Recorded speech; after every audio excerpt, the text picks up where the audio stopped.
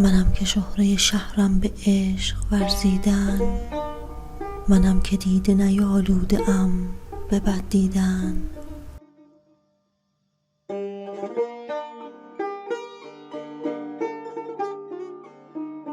وفا کنیم و ملامت کشیم و خوش باشیم، که در طریقت ما کافریست رنجیدن.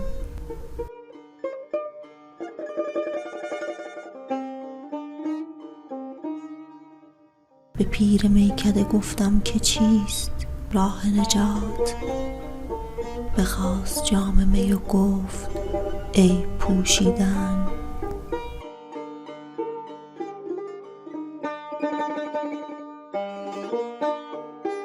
مراد دل ز تماشای باغ عالم چیست؟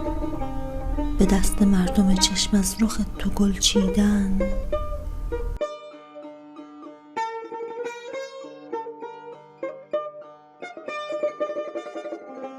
به می پرستی از آن نقش خود زدم بر آب، که تا خراب کنم نقش خود پرستیدن.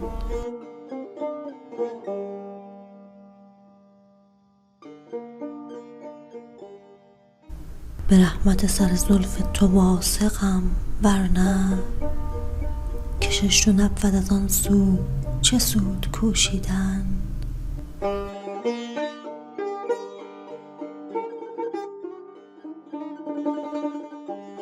عنان به میکده خواهیم تافت زین مجلس، که وضع بی عملان واجب است نشنیدن.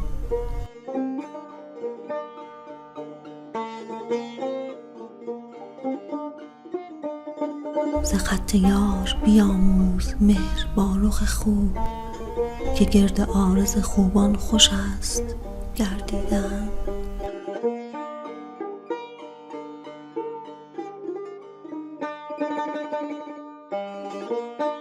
مبوس جز لب ساقی و جام می حافظ، که دست زهد فروشان خطاست بوسیدن.